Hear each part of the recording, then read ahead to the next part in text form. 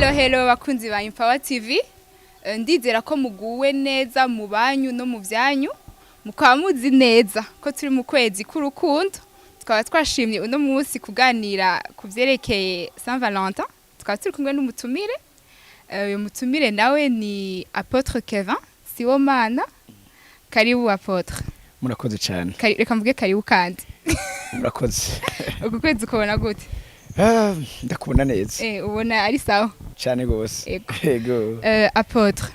je ndafise ikibazo. Mbega hajya aba chrétiens baremerewe guhimbaza St Valentin?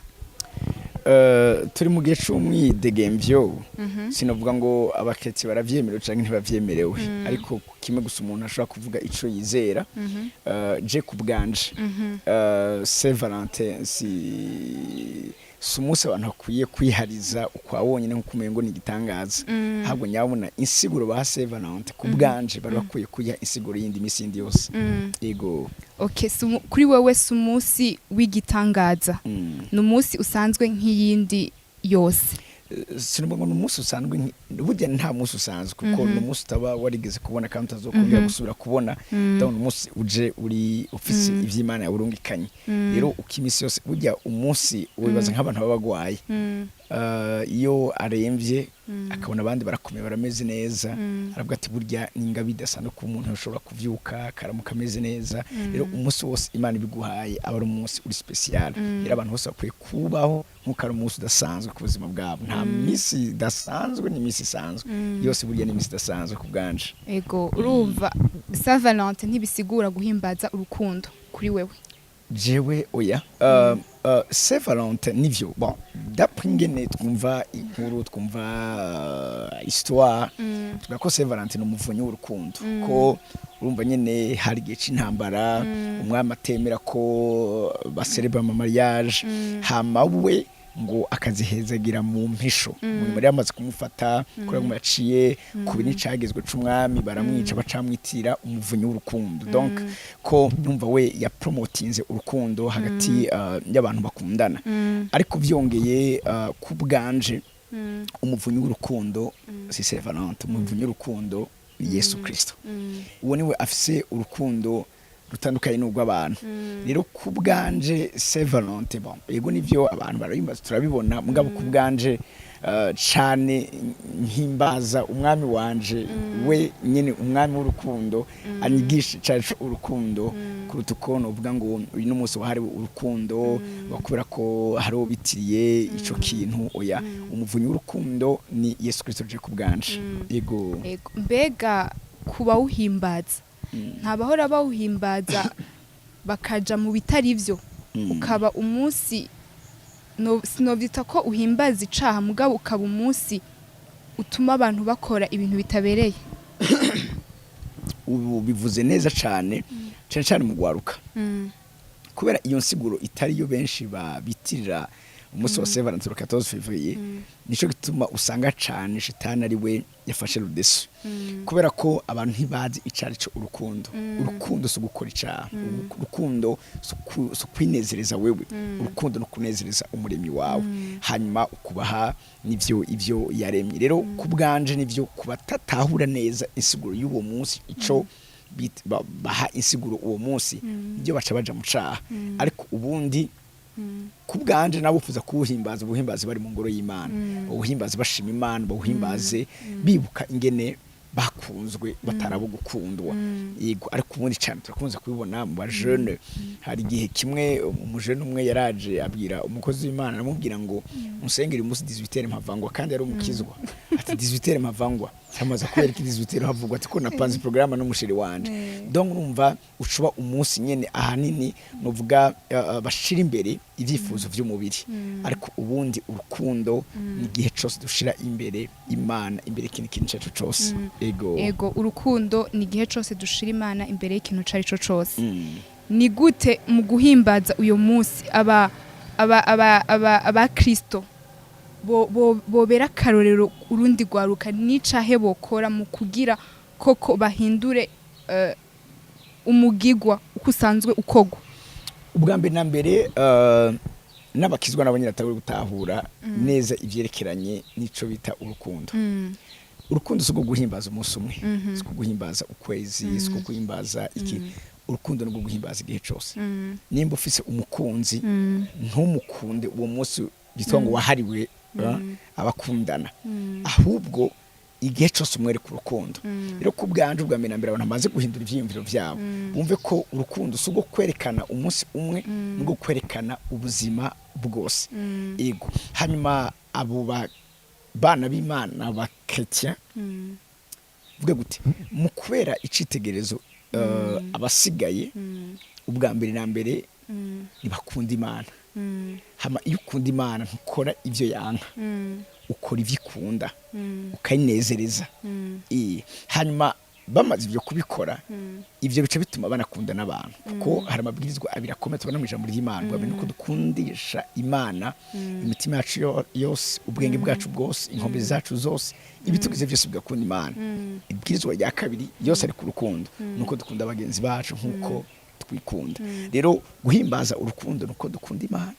hama icya kabiri tugakunda abo yaremye n'ivyo yaremye kandi si gukunda gusa wa wundi muzobana uya no gukunda uw'Imana yaremye umukene umukire umutunzi uwo ari we wese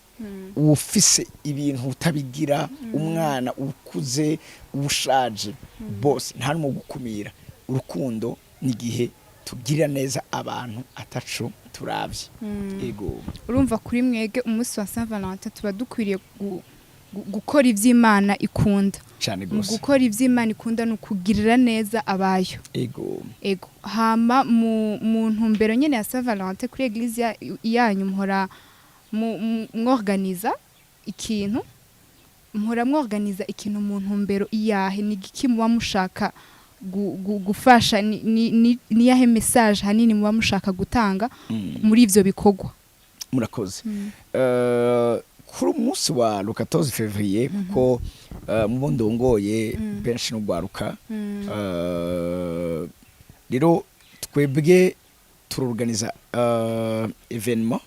kuri uwo munsi ariko atari evenement St Valentin kuko twebwe ntiduhimbaza St Valentin twebwe urukundo turihimbaza misi yose tubibuka misi yose rero uwo munsi n'umunsi dushiraho kugira ngo bamwe satani yotwara bamwe satani yoja gukoresha ivyaha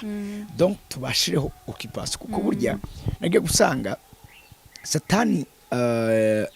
agukoresha kuko ataca rufise uri kurakora iyo uri inoccupé arakokipa ariko iyo umaze kuba occupé biragoye nyene aza kukokipa n'ikibuga c'umupira w'amaguru canke yari yose bakinirako iri kirabera ko match nta yindi match yindi za kuhabera baca bamanza bakarindira ko iyo match yatanguye ihera rero natwe uwo munsi novuga turaprofita kuko tuba tuzi ko n'umunsi isi ahanini aba jeune benshi bafise ivyo novuga bariko barajamwo biba biriko birabatwara natwe tutegura iyo programme kugira ngo hako baja kononekara ahubwo baze tubigishe umuvunyi w'urukundo w'ukuri wari we icari co urukundo ingene Imana yabakunze ingene nababwiza kugendera mu rugo rukundo niyo mpamvu ituma tworganiza iyo evenement le 14 février kugira ngo aba jeune ntibaje novuga mu bintazi ariko tubagumize mu Mana ariko kandi nakaryo tuko turavuga urukundo ko murumva nyene benshi urazi hariho ibintu isi iba yamaze gufata même si mvuga gute atari vyobo ushira imbere mugabo usanga nyene bihari nta kundi kuntu uri bugenze ico gihe kandi urumva nyene turabwira abantu ko bari kuvuga ko ari umunsi wo guhimbaza urukundo basi nawe utawurikora basi profite basi umunsi wo nimba ari umubakanye nimba ari umufiance wawe kame mugire neza umuheka dukuru umunsi mubwira ijambo ryiza mukora ga surprise karyoshe ariko bitabajana mu caha byose ubikore kugira ngo uheshe icubahiro Imana mbega biraborohera kubibatahuza kuko novuga ni ikintu kigoye ko ari umunsi bavuye ko uyu munsi n'umunsi numva yuko twogumana n'uwo nkundana ko twotegura akantu tugasangira tukaja hariya na hariya biraborohera kubibatahuza bo urazi burya iyo vuga guti ikintu utacitumye canke vuga guti uri kuragikora mukuri kw'ijambo ry'Imana Imana iragufasha ntiba vyoroshe mugabo Imana iragufasha kuba convaincre iragufasha kubatahuza bakavyumva kandi bakabinezererwa kandi ahubwo nyabona kabiri basigarana uvuga banadufasha kubyumvisha ndetse n'abandi hama kandi urumva mu ngoro y'Imana tugenda ngo duhereyo n'amasaha makeya tubayo hanyuma tuvuyeyo umuntu agashaka kubandanya muri uwo mwanya ashobora kubana n'umukunzi wiwe bakanezerwa bagasohoka bakaganira yego bikagenda neza. Ni le 14 dosura bibe kandi bisose le 14 twama dutegura ayo ma evenement kuko tuba tuzi nyene ko n'isi nyene dasiba uwo munsi natwe ntidusiba kugira ico dukoze kugira ngo tubwira abantu cyarico urukundo satani ntabandanye nyene atwiba abantu abajana mu bintazi aho nkuko nabivuze tubana tuwakadra mu nzira nziza ihesha icubahira Imana ndetse bigatuma novuga bamenya ahanini cane insiguro y'ukuri ya St Valentin ishobora kuba arita ngo n'urukundo icyarico urukundo ku rukundo tujana mu nzira zituma dutandukana n'Imana ahubwo nyabona urukundo rutwegereza Imana ego rero misi yose le 14 février donc turategura iyo evenement n'ubu nayo nyene tuzoyitegura twama tugerageza uburyo bwose nyene ku buryo ibyo ayo ma evenement dukora atanimwe isa n'iyindi donc tugeze kwinova kugira ngo bigume byubaka abantu kandi nyine biteguye neza cyane ko tuba twagerageje gusensibiliza hakaza abantu batari bake batazi Imana azana akaryo keza kukubwira aba jeune kandi aussi nabubatse kuko urukundo ntiraba gusa aba jeune ko benshi ari ukuntu St Valentin bayitiye aba jeune murakunze kumva nk'abantu bubatse bamaze nk'imyaka itari mike mu rugo nk'umugore akabwira umugabo mbega ngo uyu munsi namenye umunsi wariwo guco sigura umugabo akamubaza umunsi hari ikikorana nyine abagari baba bibereye mu bindi byabo nyine uyu munsi kuno tukara umunsi mukuru ngo abakundana tugasanga bo abana bari ntacu bari bazi ngo vraiment umuntu hari ikintu wimve ngo kunzanira vraiment bibiki donc bamwe bikaba nyine urumva nyine nta nishugwe vraiment abandi bose bagize donc ugasanga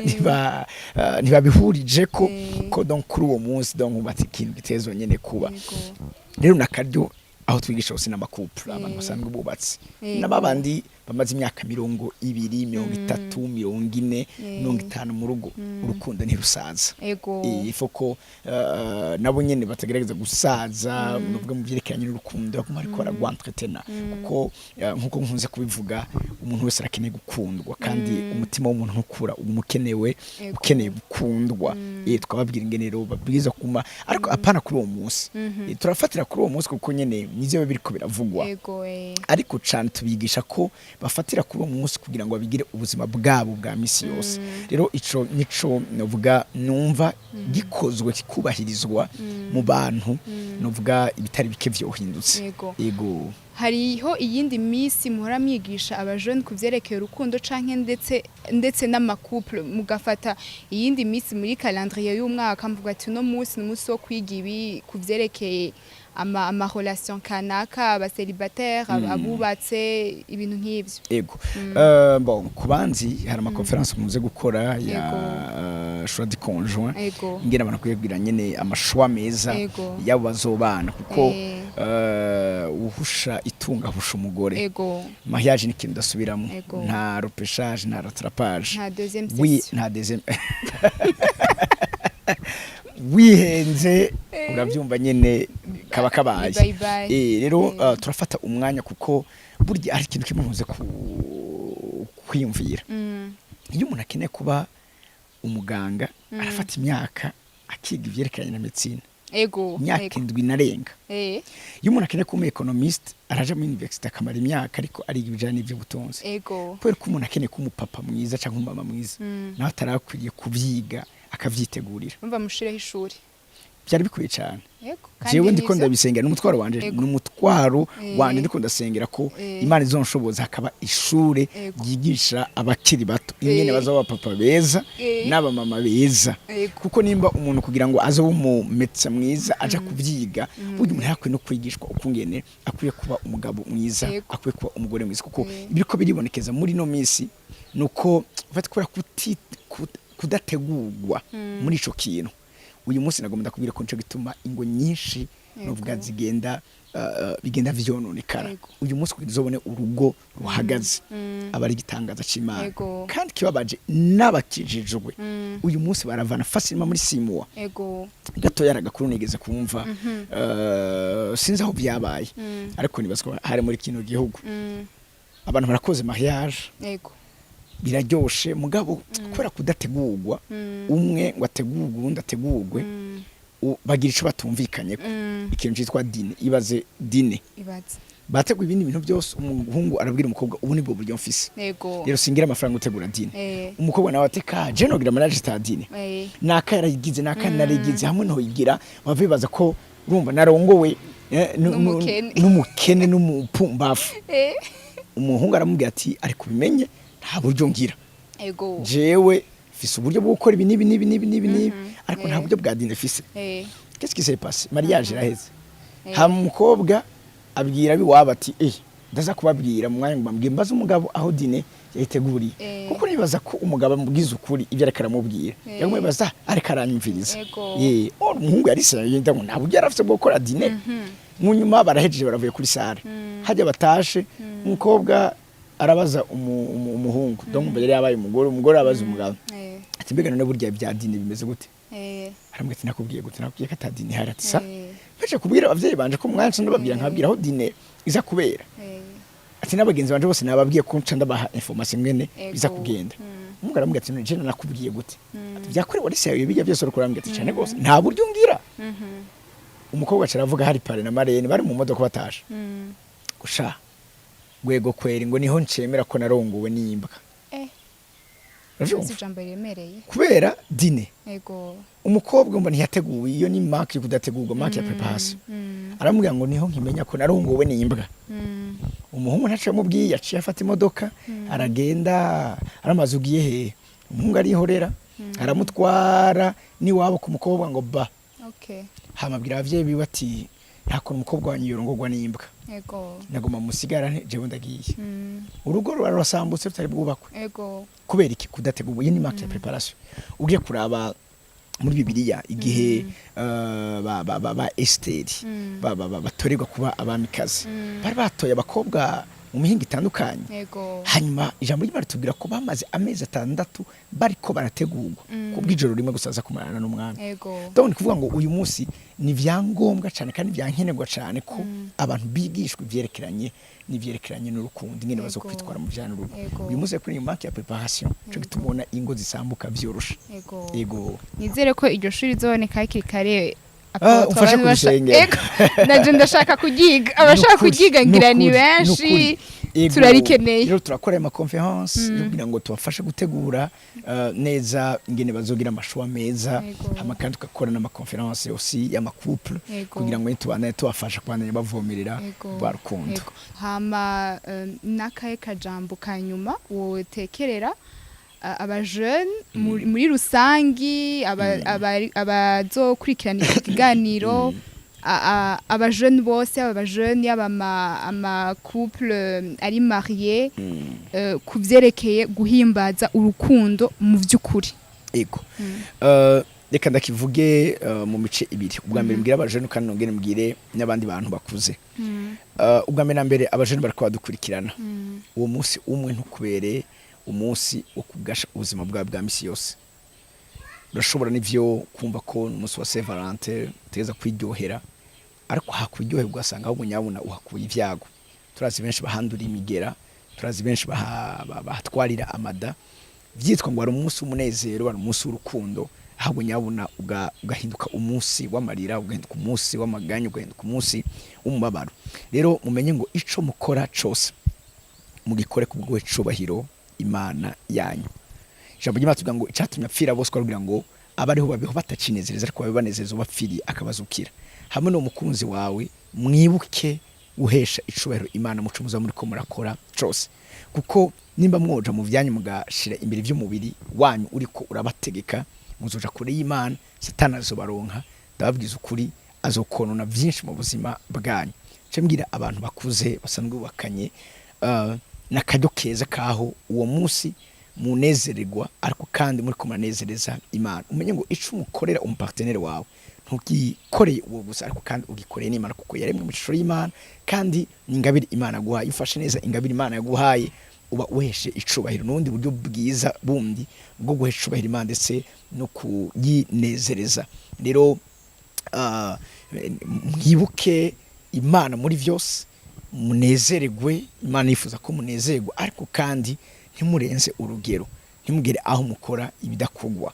ntimuje gukora sinzi ivyo mutemerewe gukora nk'abana b'Imana harabo umunsi baca baburegwa bagakora ibintu nyene bitari byo bakambara nabi donc kwaba umunsi nyene wo gukora ivyaha ariko mikoko n'umunsi mubwizwa kwitwara neza n'umunsi mubwizwa guhesha icubahiro Imana ivyo mukora vyose surinye kino kintu mubikore kubwohesha icubahiro izina ry'Imana hama Imana yanka abakundana ego mukundana ariko ntibibi uwo munsi gusa ahubwo nyabone bibe ibyo buzima bwanyu bwa misi yose kuko urukundo rwa misi yose urukundo sugu umunsi umwe kandi Imana n'urukundo kandi Imana n'urukundo Apotre Sansan murakoze cyane Imana iguhezagire amen nizere yuko uzogaruka kuko usanzwe wigisha ibintu vya choix du conjoint mutegure n'ibindi biganiro byinshi byerekanye no gwaruka uzogaruka ego tuganire nkuko twabikoze uno munsi ego